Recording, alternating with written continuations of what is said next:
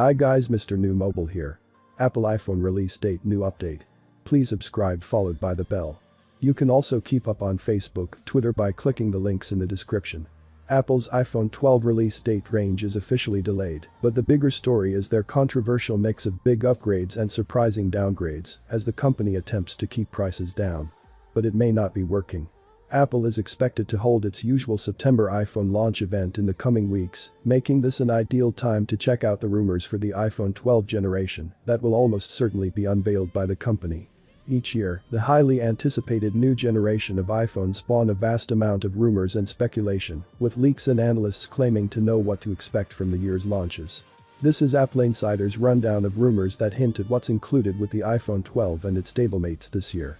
While Apple has held other events in October, they are typically used for the launch of other major products.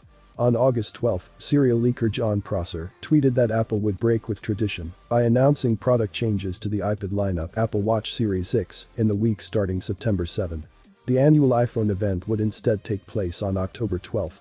Another leaker by the name of Ihactu on Twitter instead airs towards the event happening on September 8 for the iPhone, while a second event for a new iPad Pro and Apple Silicon Max will take place on October 27.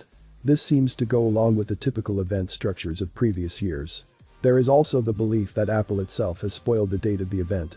A test video for an event set to start on September 10 appeared on. The effects of the COVID-19 pandemic caused issues with Apple's famous supply chain, and it is thought that it has interfered with Apple's intended scheduling to ship the iPhone. Indeed, during its earnings call, Apple leadership confirmed it would not see a normal iPhone release schedule in 2020. As for when the models would go on sale, this would normally depend on the timing of the event itself, but given Apple's warning, all bets are off. Prosser's October iPhone event claim was accompanied by a suggestion that Apple could break the launch into two release phases, with mid-tier iPhone 12 models up for pre-launch of October 19, followed by Pro models in November. An August 3 report also puts forward the case of there being a two-stage release, but with two 6.1-inch models shipping first, followed by the larger and smaller models. The report also claimed the peak time for shipping all new models will skew between 2 and 4 weeks later than normal.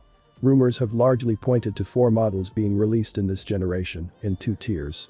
The lower tier will consist of the iPhone 12 and iPhone 12 Max, which will sport 6.1-inch and 5.4-inch displays, while the upper will be the iPhone 12 Pro and iPhone 12 Pro Max, with 6.1-inch and 6.7-inch screens respectively. The 2 tiers will apparently differentiate in a few ways, as it does with the current iPhone 11 generation, with the screens this time being one such variation. While OLED is expected across the board, rumors point to the Pro models having a Samsung-derived OLED with Super Retina XDR, as well as 120Hz ProMotion support and a 10-bit color depth. In theory, this will mean the Pro models will be able to display a wider range of color than non-Pro versions, including better HDR video. Screenshots and video surfacing in late August via John Prosser pointed to a ProMotion feature being included in the iPhone 12 Pro Max, including settings to enable a high refresh rate and an adaptive refresh rate, all of which means Apple is desperately trying to cut costs by removing the charger and earpods from the box and shrinking battery capacities. The latter of which has put their eagerly awaited ProMotion displays in doubt and looks set to compromise the performance of Apple's potentially game-changing A14 chip as it tries to preserve battery life. The upside, despite these price rises, is rivals are being hit even harder, and the iPhone 12 range is still likely to undercut most premium 5G smartphones on sale today. That said, with Apple tipped to launch a long-lasting, lower-priced 4G iPhone 12 Pro early next year, those reluctant to pay the 5G tax may well find the smartest upgrade decision is to wait. Launches of new iPhone models usually include a new system-on-chip designed by Apple, and it is likely to continue to be the case for the iPhone 12. Following on from the A13 Bionic, Apple is most probably going to opt for the name A14. Early rumors pointed to either the use of chip partner TSMC's 5nm or 6nm processes to create the chips, with the smaller size thought to be the one in use for this generation. Its 5nm process in the second quarter of 2020. In July, a series of images posted to Twitter claimed to show Apple's A14 processor, though aside from showing the name on the top of the chip, it offered no real detail about the chip's performance. A date on the chip of 2016 refers to the 16th week of 2020, which would suggest the chip was manufactured in April. In August, TSMC detailed some of the performance and power improvements of its 5nm manufacturing process over earlier types. Compared to the N7 process used for the A13, the N5 is claimed to provide either a 15% performance boost for a comparable amount of power usage or maintain the same level of performance while being more efficient of power by 30%. The camera system on the iPhone 12 is largely thought to be relatively similar to what was offered in the iPhone 11 range, with the non-Pro having 2 cameras, while the Pro models sport 3 cameras. For the iPhone 12, this would consist of 12-megapixel wide-angle and 12-megapixel ultra-wide-angle lenses, while the iPhone 12 Pro pair will have a third 12-meg processing improvements, both in software and with the A14's higher performance. Rear cameras will be able to record 4K footage at frame rates of 120 fps and 240 fps, effectively increasing the resolution of the slow-mo function. Screenshots published in August by John Prosser supported this, with settings text indicating 4K video could be recorded at 120 or 240 fps.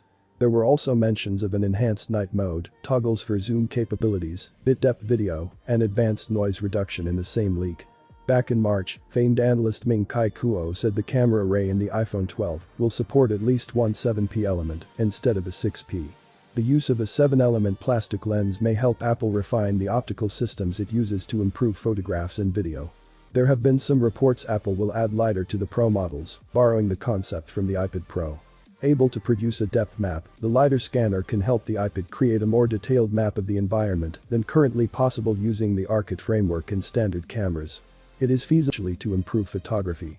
The TrueDepth camera array at the front uses depth mapping as part of its portrait mode, with depth mapping at the back, potentially assisting with other types of photographs involving subjects. The driving force behind Face ID will continue to be available in this generation, with no word on changes to its capabilities for 2020 so far. What may change is how it appears on the iPhone itself. Early images from Ben Jeskin in September 2019 suggested there were iPhone prototypes that housed a TrueDepth array within the top bezel, eliminating the need for a notch in the display. Jeskin's image echoed another July note from Ming-Chi Kuo, claiming the notch would either decrease in size or be removed entirely. The notch could be considerably smaller, but not completely gone. Other images from John Prosser that month included a CAD drawing that also showed a smaller notch. One feature that is universally believed to be arriving this year will be support for 5G mobile networks. Apple signing a deal with Qualcomm puts 5G modems within its grasp, but the main question is one of how it will be implemented in the models. As EHC frequencies and Wave, 5G aims to have robust and wide coverage, using the former and potentially weaker high-speed connectivity with the latter. Analysts at JP Morgan suggested in December that there would be sub-6 GHz 5G support across all models, but only the top-tier versions will have Wave support. Wedbush expected Apple would ship models with a mix of 4G and 5G compatibility across the lineup. All models will work with both bands, but that Apple was entertaining the possibility of issuing models with partial 5G support for specific markets for future generations.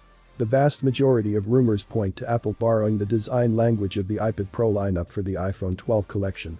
The use of more distinct sides with flattened stainless steel edges instead of a gradually curved corner.